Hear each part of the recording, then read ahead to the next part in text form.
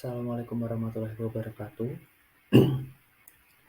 Saya akan menjelaskan mengenai hubungan lingkungan kelas dan ekosistem pembelajaran terhadap prestasi belajar.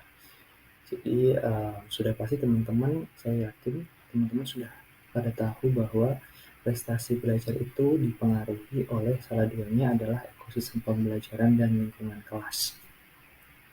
Meskipun terdapat faktor-faktor lainnya yang mempengaruhi prestasi belajar, tapi untuk kesempatan ini saya menjelaskan mengenai pengaruh dari ekosistem pembelajaran dan lingkungan kelas terhadap prestasi belajar peserta didik.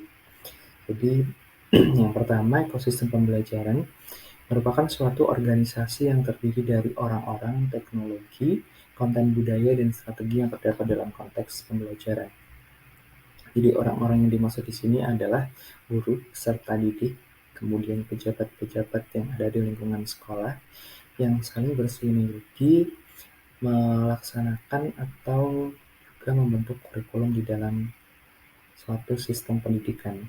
Kemudian teknologi di sini adalah teknologi yang digunakan oleh guru dalam melaksanakan proses pembelajaran. Bisa juga teknologi yang didukung oleh pihak sekolah. Kemudian konten budaya. Konten budaya di sini dimaksud adalah kebiasaan-kebiasaan yang dibawa oleh peserta didik di tempat tinggal mereka, kebiasaan-kebiasaan yang dibangun oleh sekolah sebagai lingkungan pendidikan, kemudian juga konten-konten kebudayaan yang coba diintegrasikan oleh guru dalam proses pembelajaran atau yang dikenal dengan istilah pendidikan responsif kultur. Nah, kemudian yang keempat, strategi. Jadi strategi yang dimaksud di sini adalah mengenai cara guru dalam menciptakan proses pembelajaran yang dapat memberikan pemahaman kepada peserta didik terkait materi pembelajaran dengan baik.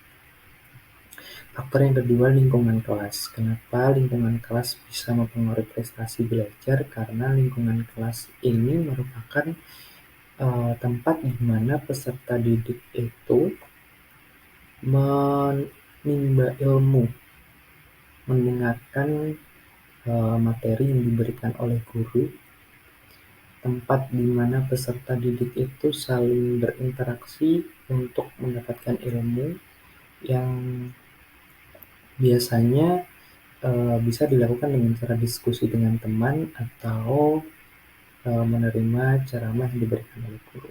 Dan untuk lingkungan kelas ini sendiri bisa dibagi ke dalam dua hal, lingkungan fisik dan lingkungan non-fisik. Untuk lingkungan fisik ini terdiri dari sarana dan prasarana belajar. Jadi apakah di kelas itu tersedia meja kursi yang nyaman untuk ditempati oleh peserta didik, kemudian apakah dari segi teknologi tadi itu disediakan sehingga mendukung proses pembelajaran, misalkan ketersediaan LCD, kemudian jaringan internet, apalagi di pembelajaran abad 21 ini, di mana guru dituntut menciptakan proses pembelajaran dengan pendekatan tipek. Nah, kemudian sumber-sumber belajar. Sumber-sumber belajar ini, karena kita tahu bahwa materi itu sangat luas. Jadi diharapkan sumber-sumber belajar ini bukan hanya satu buku yang tersedia atau disediakan oleh sekolah, tapi diharapkan guru dapat menyajikan sumber-sumber belajar yang lebih bervariasi, lebih beragam, sehingga dapat mendukung adanya proses diskusi antar peserta didik dan guru sebagai fasilitator. Kemudian untuk media belajar, maksud saya, media belajar ini adalah apa yang digunakan oleh guru dalam memberikan pemahaman kepada peserta didik. Media-media ini diharapkan disajikan dalam bentuk yang bervariasi juga, dalam bentuk yang beragam.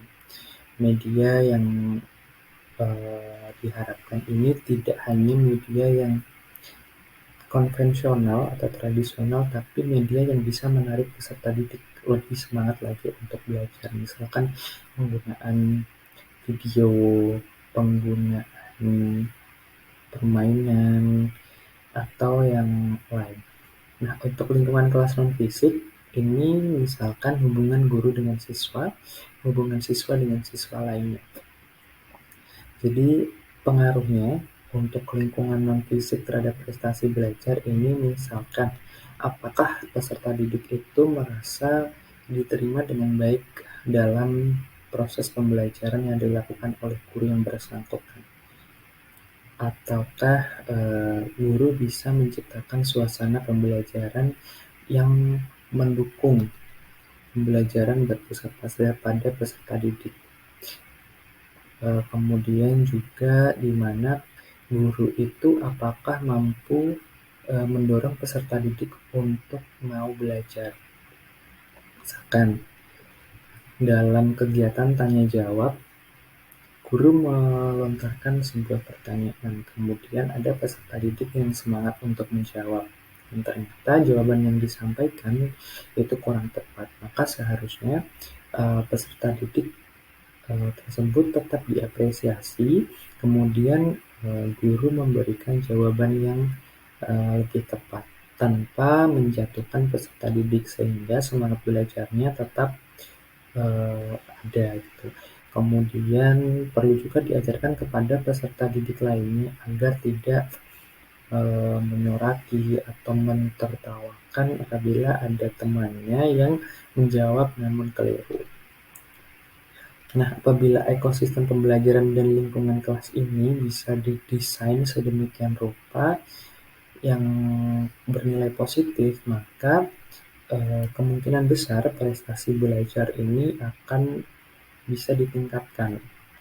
Karena ada juga penelitian yang membahas mengenai pengaruh lingkungan kelas terhadap prestasi belajar, dan memang hasil penelitiannya itu berpengaruh secara positif.